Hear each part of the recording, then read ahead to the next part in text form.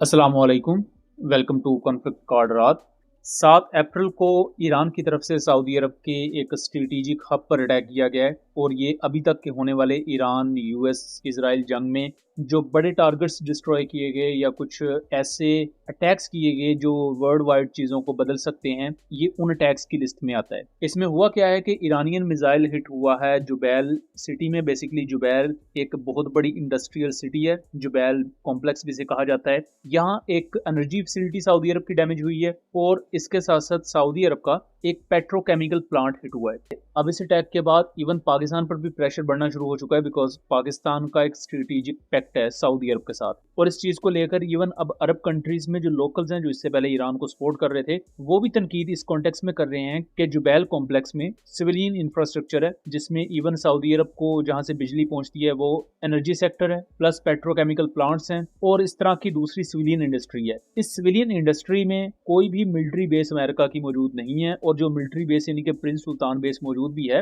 वो भी इस जुबैल सिटी से ऑलमोस्ट 350-400 किलोमीटर दूर है। ऐसे में ईरान ने इस सिविलियन इंफ्रास्ट्रक्चर को टारगेट किया है, तो उससे जाहिर बात एक आउटरीच पूरी दुनिया में वो फील की जा रही है और खासतौर पर अरब कंट्रीज में। इस चीज को लेकर इवन पाकिस्तान ने भी कंडेम किया है कि ईरान का ये जो अटैक है सिविलियन एरिया पर, इसको जस्टिफाई नहीं किया जा सकता। लेकिन दूसरी तरफ ये पूरी जंग एक इतना ज्यादा मेस क्रिएट कर चुकी है, मतलब कि आप इस चीज को देखें कि 7 अप्रैल को ही अमेरिका ने अटैक किया है खार्ग आइलैंड पर, जहां ईरान की ऑयल फैसिलिटीज हैं, और यूएस क्लेम करता है कि उन्होंने सिर्फ मिलिट्री टारगेट्स को हिट किया, ईरान की ऑयल फैसिलिटी को टारगेट नहीं किया। दूसरी तरफ 6 अप्रैल 2026 को बुशेर न्यूक्लियर पावर प्लांट पर अटैक हुआ है और उसकी विजुअल्स बहुत ही ज्यादा हॉरिफिक हैं। मैं कोशिश करूंगा कि आपको विजुअल्स थोड़े दिखा दूं, बट बुशेर न्यूक्लियर प्लांट के नजदीक ये जो स्ट्राइक हुई है इसमें हैवी वेपनरी यूज की गई है। जो यूएस के पास भी most lethal non nuclear bombs हैं वो यहाँ यूज किए गए हैं। फिर इसके साथ साथ ईरान के इंडस्ट्रियल कॉम्प्लेक्स पर बहुत बड़े पैमाने पर अटैक्स किए गए हैं 4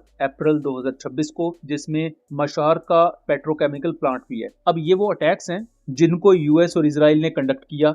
उसके मुकाबले में इजराइल के भी कुछ पेट्रोकेमिकल प्लांट्स पर ईरान ने स्ट्राइक्स की, लेकिन ईरान ने जो स्ट्राइक की है सऊदी अरब के जुबैल सिटी पर, ये सिटी ना तो ईरान के खिलाफ यूज हो रहा था, ना यहाँ कोई यूएस की बेस है। यही वजह है कि अब ईरान पर एक किस्म का क्रिटिसिज्म भी हो रहा है। बट जैसा कि मैंने बताया कि ये जंग एथिक्स से शायद बहुत कोसों दूर आ चुकी है और ये भी हमें देखना पड़ेगा कि पाकिस्तान इस पूरे मामले में अभी निगोशिएशंस करवा रहा है ईरान और अमेरिका के दरमियान। उसमें भी ईरान ने मल्टीपल पॉइंट्स अपने रखे हैं कि पहला तो उनका पॉइंट ये है कि सोवरेन गारंटीज दी जाएं, लिमिटेड सीज फायर ईरान कबूल नहीं करेगा। मतलब अगर सीज फायर होता है तो वो प्रॉपर सीज फायर हो, ये ना हो कि कुछ महीने बाद दोबारा से ये झड़पें स्टार्ट हो जाएं। दूसरा, ईरान ये भी क्लेम करता है कि उसके इंफ्रास्ट्रक्चर को जो डैमेज पहुंचाया गया है उसको कंपनसेट किया जाए, यानी कि अमेरिका उसकी भरपाई करे, उसके पैसे फ्राहम करे, जिसको लेकर यूएस साइड पर भी बातचीत तो हो रही है, लेकिन यूएस इसको नहीं मानेगा, बिकॉज अगर ऐसा हो जाता है तो ये अमेरिका और खासतौर पर प्रेसिडेंट ट्रंप की एक हार होगी अपनी ही आवाम के सामने।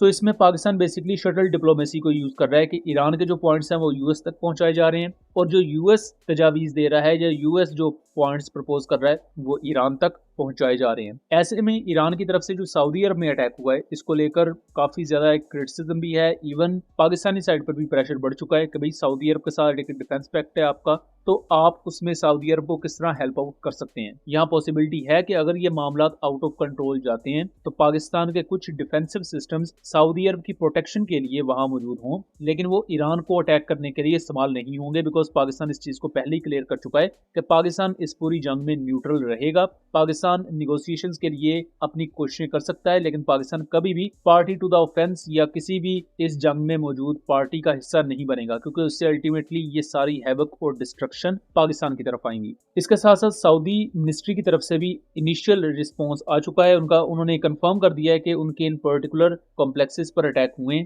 लेकिन कितना नुकसान हुआ है और किस हद तक नुकसान हुआ है इसको वहां से कंफर्म नहीं किया गया। अभी पॉसिबिलिटीज ये भी एग्जिस्ट करती हैं कि ईरान इस पूरे अटैक पर अपना कोई रद्द-ए-अमल दे, या इससे पहले जैसे सऊदी ऑयल फैसिलिटीज पर अटैक हुआ था तो ईरान ने वहां कंफर्मेशन की थी कि ये अटैक्स उन्होंने नहीं किए, जिसकी वजह से सऊदी अरब ने भी कोई ऑफेंसिव मेजर्स नहीं लिए थे ईरान के खिलाफ। लेकिन इस पर्टिकुलर अटैक के बाद देखना दिलचस्प होगा कि ईरान का इस पर क्या स्टेटमेंट आता है कि आइदर ये अटैक उनकी तरफ से हुआ है या ये कोई थर्ड पार्टी अटैक है, ताकि पूरी मीडिएशन की कोशिशों को सबोटाज किया जा सके। सो दोस्तों, ये ये है अभी तक की वो पूरी सिचुएशन जो हमने आपके सामने प्रेजेंट की। इस पर जैसी मजीद डिटेल्स आएंगी हम वो भी आपके सामने प्रेजेंट करेंगे। सो उम्मीद करता हूँ कि चीज़ें क्लियर रही होंगी। वीडियो पसंद आई हो तो इसे ज़्यादा से ज़्यादा शेयर कीजिएगा एंड चैनल को सब्सक्राइब कीजिएगा। मिलेंगे अगली वीडियो में, तब तक के लिए अल्लाह हाफिज़।